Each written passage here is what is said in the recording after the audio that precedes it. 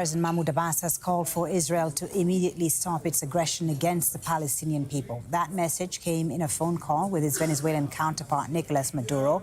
Abbas said the policies, programs and decisions of the Palestine Liberation Organization are what represent the Palestinian people as the sole legitimate representative and not the policies of any other organization.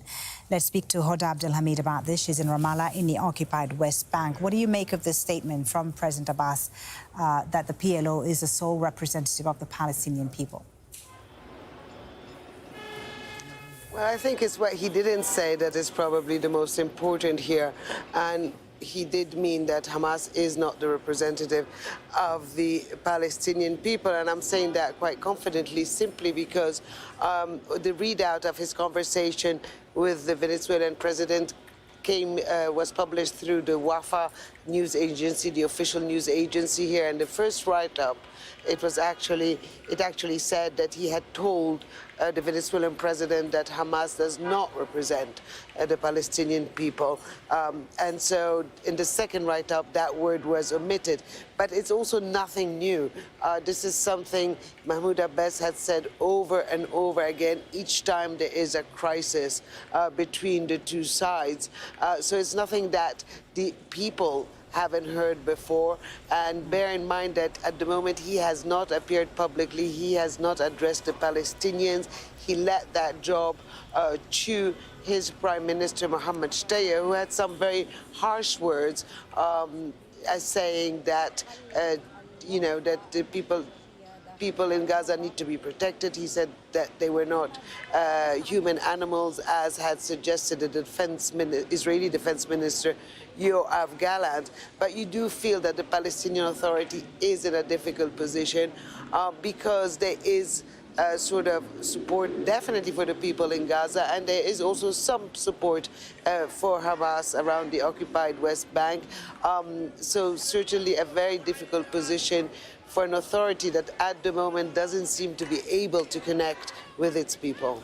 Tell us, Hoda, about the situation in the occupied West Bank. Israeli forces have arrested dozens of people there in the last few days, and this started even before the latest escalation in Gaza.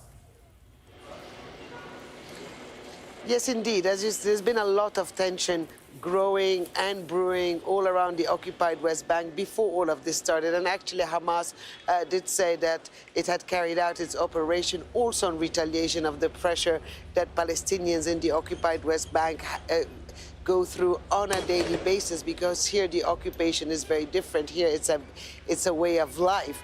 Rather than in Gaza, where there's the blockade. Here there's direct contact on a daily basis. But you said dozens were detained. The number we know about so far is that nearly 600 were detained since all of this started. There are dozens of night raids all around the occupied West Bank every night. I would say 70 alone were detained as of this morning in the last 24 hours.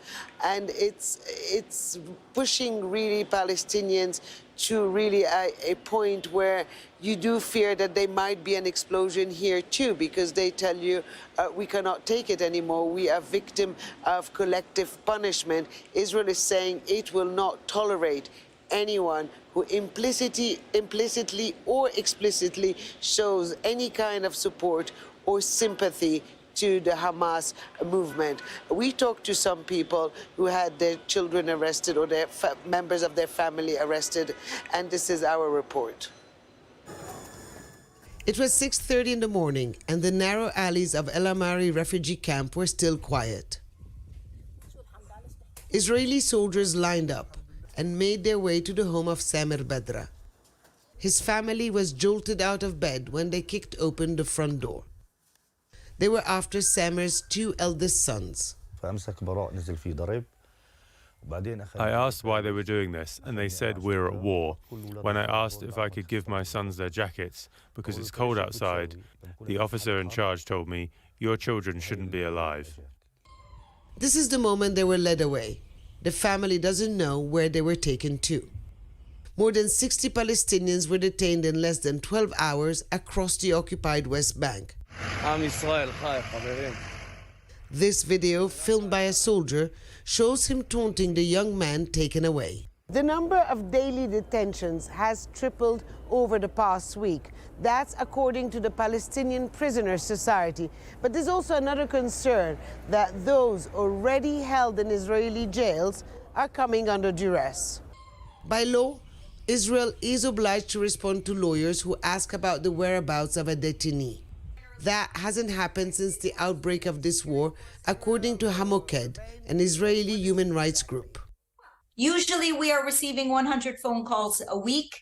Now we are receiving 100 phone calls a day. We have written urgently to Israel's Attorney General to say, you cannot deny prisoners access to their lawyers. There are reports, but we cannot confirm about violence, about some punishments.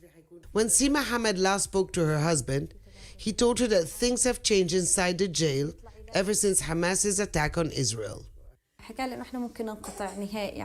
He told me that this could be the last time we speak for a while. He said that the prison authority has imposed punishments on them, confiscating belongings. Water is available for an hour per day. Electricity is cut off during the day. Her husband has been held for more than a year without charges. It's not the first time. Her young son has only seen his father for 3 months during his 3 years of life. As Israel prepares for a possible ground offensive in Gaza, Palestinians elsewhere fear its effects will increasingly impact them. Huda Abdelhamid, Al Jazeera, Ramallah. Now, over the years, children have paid a heavy price for Israel's